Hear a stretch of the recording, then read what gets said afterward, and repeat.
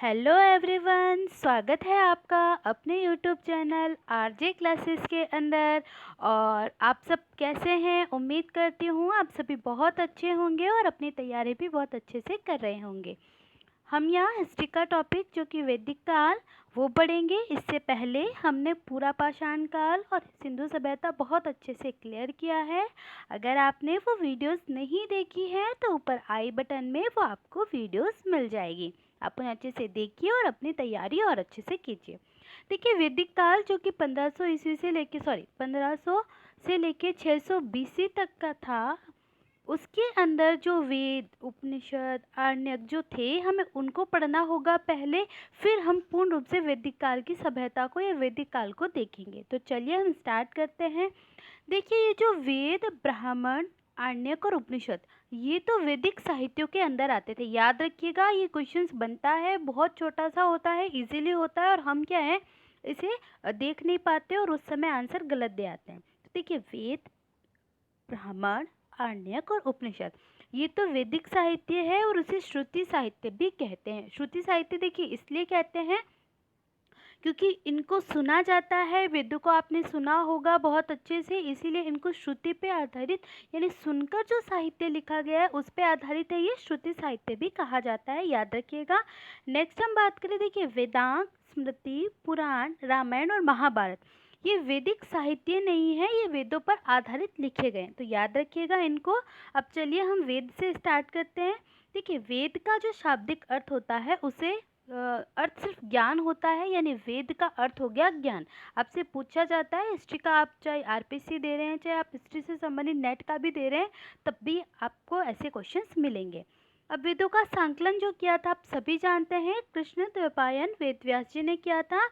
और वेदों की रचना किसने की, क्वेश्चंस आता है तो याद रखिएगा, मोस्ट लाइन है ये इम्पोर्टेंट है कि वेदों की रचना करने वाले हैं आर्य। जब हम वैदिक काल की सभ्यता पढ़ेंगे तब आप देखेंगे कि किस प्रकार से आर्यों ने स्थापित किया था। तो उस समय जो आर्य आए हैं वो यही है जिन्होंने वेदों की रचना की है। और वेदों का जो आर्यों का शाब्दिक अर्थ हो गया श्रेष्ठ या कुलीन व्यक्ति, या उस समय के जो श्रेष्ठ व्यक्ति थे उनको कहा गया है। इसके अलावा अगर आपको इसमें कुछ ध्यान रखने वाली बात है तो वो है वैदिक मंत्रों की रचना करने वाले ब्राह्मणों को दृष्टा कहते हैं। देखिए, हम ये तो जानते हैं कि वैदिक मंत्र जो बोलते हैं या वैदिक मंत्रों के द्वारा जो पूजा पाठ करते हैं वो ब्राह्मण होते हैं, लेकिन उन ब्राह्मणों को वेदों में दृष्टा कहा गया है। याद रखिएगा, वेदों में दृष्टा कहा गया है। वैदिक मंत्रों की रचना करने वाली महिलाओं को ऋषि कहा जाता है। वैदिक मंत्रों में महिलाएं भी उस समय रचना करती थी, तो उन्हें ऋषि कहते हैं और ब्राह्मणों को दृष्टा कहते हैं। तो आप ये ध्यान रखिएगा क्योंकि ऐसे छोटे छोटे से क्वेश्चंस आपके आते हैं। नेक्स्ट हम बात करें, देखिए वेद 4 प्रकार के हैं, ऋग्वेद यजुर्वेद सामवेद और अथर्ववेद। तो हम पहले ऋग्वेद की जो जो लाइनें जहाँ से क्वेश्चंस पुटअप होते हैं वो देखते हैं। देखिए, ऋग्वेद के 10 मंडल हैं, 1028 सूक्त है, 10,580 मंत्र है। ठीक है, मंत्रों को हम ऋच कहते हैं, ऋचा कहते हैं। पहला एवं 10वां मंडल बाद में जोड़ा गया है। याद रखिएगा, पूछा जाता है कौन सा मंडल ऋग्वेद में बाद में जोड़ा गया है, तो ये मोस्ट लाइन है कि पहला और 10वां मंडल बाद में जोड़ा गया है। दूसरे से लेकर 7वें तक वंश मंडल परिवार मंडल कहा गया है और तीसरे मंडल में गायत्री मंत्र का उल्लेख मिलता है। बहुत बार क्वेश्चन आया गया है कि गायत्री मंत्र का उल्लेख हमें कौन से मंडल में मिलता है, तो वो है तीसरा मंडल। देखिए, गायत्री में भी 3 शब्द है तो वो तीसरा मंडल, आप ऐसे भी याद रख सकते हैं। गायत्री मंत्र की रचना करने वाले सभी जानते हैं, विश्वामित्र जी थे और गायत्री मंत्र सरस्वती यानी सूर्य को समर्पित है, ये याद रखिएगा। देखिए, ये अपने जनरल नॉलेज के लिए भी बहुत ज़रूरी है कि गायत्री मंत्र का उल्लेख तीसरे मंडल में ऋग्वेद में और इसकी रचना करने वाले विश्वामित्र, और ये सूर्य को समर्पित किया जाता है। 7वें मंडल में दशरथ युद्ध का उल्लेख है, वैसे इतना कोई इम्पोर्टेंट नहीं है। हाँ, देखिए ये याद रखिएगा, इसका जो राजा था वो सुदास था, पुरोहित वशिष्ठ और पुरोहित विश्वामित्र थे। ये जो युद्ध हुआ था वो रावी नदी के जल के लिए लड़ा गया था। अगर आप डीपली आरपीएससी फर्स्ट ग्रेड का दे रहे हैं तो ये आपके लिए बहुत इंपॉर्टेंट है क्योंकि वहाँ पे ऐसे क्वेश्चंस पूछे जाते हैं। नेक्स्ट हम बात करें तो देखिए, 8वें मंडल में घोषा सुक्ता अपाला विशंबरा काक्षावृत्ति लोपामुद्रा जैसी ऋषि महिलाओं के नाम मिलते हैं। ये आप बहुत अच्छे से 1-2 बार इनको पढ़िएगा। देखिए, घोषा सुक्ता अम्पाला विश्वाम्बरा, काक्षावृत्ति, लोपामुद्रा जैसी महिलाएं ऋषि महिलाओं के नाम मिलते हैं। तो ये उस समय की विदुषी महिलाएं थी जो रचना करती थी और ऋषियों के नाम से फेमस थी, तो ये याद रखिएगा। वैसे ये आगे आप देखा जाए तो देखिए इसके अंदर आपको सिर्फ याद जो रखना वो ये है कि 10वें मंडल में पुरुष सूक्त में शूद्र का वर्णन और चार प्रकार के हमारे वर्ण हैं उनका वर्णन किया गया है। ठीक है, तो ये मोस्ट लाइन हो जाती है कि कौन से मंडल में चारों वर्णों का वर्णन है, जो चार हमारे वर्ण थे समाज में उस समय उसका वर्णन है, तो वो 10वें मंडल के अंदर है। नेक्स्ट हम बात करें, देखिए ऋग्वेद के जो मंत्रों का उच्चारण करने वाले ब्राह्मण होता था उसे होत कहा जाता था, और इसका जो उपवेद है वो है आयुर्वेद। बस इन दो को आप बहुत अच्छे से ध्यान रखें, और इसके अंदर कुछ ज़्यादा नहीं है, आपको सिर्फ एक तो याद रखना है 10वां मंडल जिसके अंदर शूद्र के बारे में बताया गया है, एक आपको याद रखना है पहला और 10वां मंडल बाद में जोड़ा गया है, बस इससे ज़्यादा।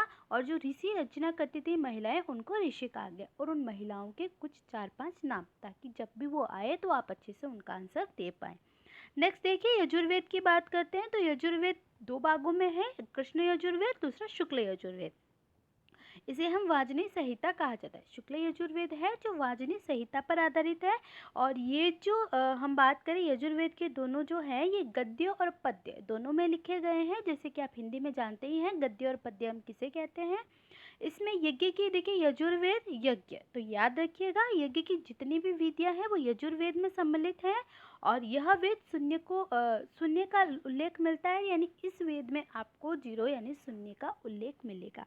इसका जो मंत्र करने वाला है वो अद्रव्यु कहलाता है, और इसका जो उपवेद है यानी यजुर्वेद के अंदर लिखा गया एक और वेद जिसे हम धनुर्वेद के नाम से जानते हैं। यजुर्वेद में ज़्यादा नहीं है, अब यज्ञ से याद रखिए यज्ञ के लिए है सारा कुछ।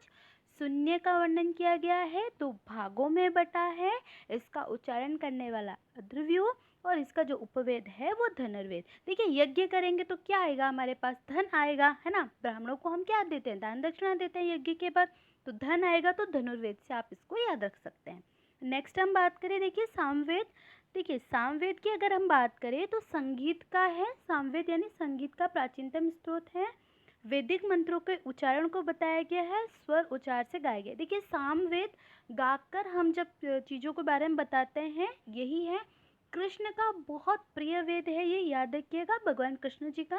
मंत्रों का जो इसमें उच्चारण करता है वो उग्रदाता कहलाता है या उद्रगाता कहलाता है, याद रखिएगा उद्रदाता। देखिए हम जब गाएंगे तो बहुत अच्छे से गले से गाएंगे, उद्र होकर गाएंगे, तो इसीलिए उद्रगाता। उपवेद है इसका गंधर्व वेद, गंधर्व वेद। इसका जो उपवेद है वो है गंधर्व वेद, याद रखिएगा। सामवेद के अंदर ज़्यादा कुछ नहीं है, गाकर जो गाने वाला वेद है बहुत प्राचीनतम स्रोत है, कृष्ण का ये प्रिय वेद है। इसको जो उच्चारण करता है, जो भी इस मंत्रों का उच्चारण करने वाला होता है वो उद्रगाता कहलाता है, और उसका जो उपवेद है वो गंधर्व वेद है। अब हम बात करते हैं अथर्व वेद की। देखिए इसमें मही वेद, भुंज वेद, अर्थंगी वेद भी कहा जाता है। ये जो वेद है वो हम कह सकते हैं एक ऐसा वेद है जो हम कह सकते हैं जादू मंत्र इस तरह का है। तो आपने चारों वेदों को बहुत अच्छे से देखा है, एक बार आप इनको रिवाइज करते रहिएगा। आज के लिए इतना ही, नेक्स्ट क्लास में हम अदर वेदों की भी बात करेंगे। अगर आप हमारे चैनल पे नए हैं तो प्लीज़ चैनल को सब्सक्राइब कीजिएगा, लाइक कीजिएगा, शेयर कीजिएगा। Thank you.